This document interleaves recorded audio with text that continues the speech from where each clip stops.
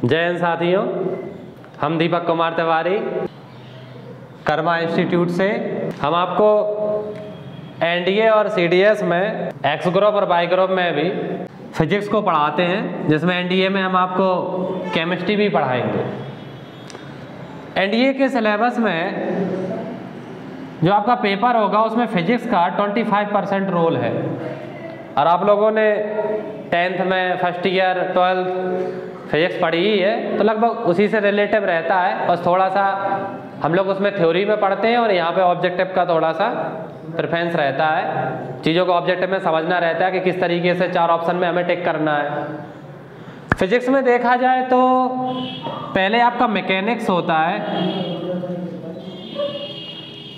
Mechanics में अगर आप देखेंगे तो मापन संबंधी चीज़ें हो जाती हैं, वेलोसिटी, डिस्प्लेसमेंट, इसके बारे में जानकारी लेना, इनके सवाल लगाना, न्यूटन के सवाल लगाना, उनकी गति के संबंधी नियम है, लॉ ऑफ मोशन, जिसे हिंदी इंग्लिश में दोनों में पढ़ाया जाता है, बाइलिंगुअल रहता है। फिर ग्रेविटी भी बहुत सारी चीज़ें आ जाती हैं। तो एक मेजर पोर्शन बता रहे हैं, जैसे आपकी जो यूनिट होती है उसमें मैकेनिक्स नाम होता है। फिर दूसरा आपका जो पोर्शन हो जाएगा वो आपका थर्मल से रिलेटिव हो जाएगा। थर्मल का मतलब होता है ऊष्मा से, यानी इसका मतलब हो गया कि इसमें हम थर्मोडायनेमिक्स को भी पढ़ेंगे, ऊष्मागतिकी पढ़ेंगे, थर्मोडायनामिक्स, और प्लस इसके बाद इसमें हम आरईसी पढ़ेंगे। थोड़ा सा इंजन का कॉन्सेप्ट भी देखेंगे, जिसमें आपका हीट पंप आ जाता है, रेफ्रिजरेटर आ जाता है, इनकी सीओपी इफिशिएंसी, इंजन की इफिशिएंसी निकाली जाती है, और हीट पंप और रेफ्रिजरेटर सिस्टम की सीओपी कोएफिशिएंट ऑफ परफॉर्मेंस निकाला जाता है। इसके बाद अगर आप इसमें देखें तो वेव से आपके सवाल आ जाते हैं, तरंग से। फिर आप देखेंगे इसमें लाइट से सवाल आ जाते हैं आपके।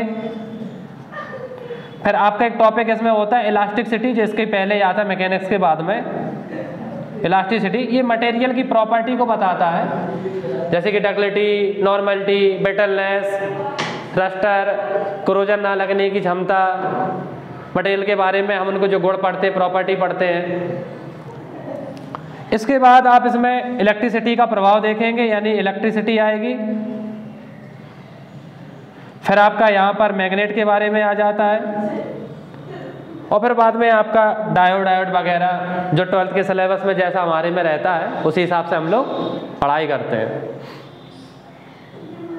चूँकि फिजिक्स में सिलेबस काफ़ी ज़्यादा होता है, परसेंटेज भी काफ़ी अच्छा है, 25% फिजिक्स आती है। ज़्यादातर जो पोर्शन रहता है वो आपका मैकेनिक्स से रहता है, थर्मल से मैक्सिमम सवाल रहते हैं, और लाइट, और यहाँ से आपकी इलेक्ट्रिसिटी। तो ये जो 4 पोर्शन कवर आप कर लेंगे। इलास्टिसिटी ये जो एक बीच में टॉपिक आ जा रहा है, ये तो सबको नॉलेज होती है, क्योंकि मटेरियल के बारे में तो हर कोई जानता है। यहाँ से इलेक्ट्रिसिटी जो करंट होता है इसके बारे में जानकारी लेना बहुत जरूरी। रजिस्टर हो गया, कैपेसिटर हो गया, यहाँ से सीरीज पैरेलल के कॉम्बिनेशन हम लोग पढ़ते हैं, ओम्स लॉ पढ़ते हैं, बहुत सारी चीज़ें भी हैं। व्हीटस्टोन सेतु ब्रिज भी पढ़ेंगे।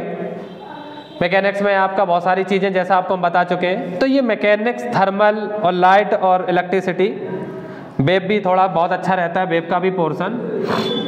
अगर इन पोर्शन को हम कवर करते हैं तो हमें फिजिक्स में कहीं प्रॉब्लम नहीं आएगी, बाकी पढ़ाया पूरा जाएगा। बहुत ज़्यादा फोकस मैक्सिमम से मैक्सिमम टॉपिक पे दिया जाएगा, ताकि आप प्रत्येक क्वेश्चन कर सकें। और सिलेक्शन लेने का सबसे अच्छा तरीका होता है कि आप जो क्लास में पढ़ते हैं उसका रिवीजन करने के साथ उसका प्रैक्टिस करें। अब बेटा का प्रैक्टिस नहीं करेंगे तो कोई भी कितना भी फिजिक्स हो, कोई भी सब्जेक्ट कितना भी पढ़ाता रहेगा, वो 2 दिन 3 दिन याद रहेगा, फिर हम भूल जाएंगे। तो आप पढ़ते रहिए।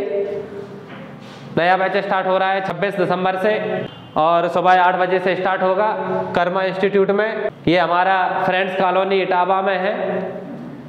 आपको फिर से एक बार एड्रेस याद दिला देते हैं, फ्रेंड्स कॉलोनी इटावा। इसको बेटा हम आपको दैनिक जीवन के तरीके से पढ़ाएंगे, जो दैनिक जीवन में ज़्यादा यूज होता है।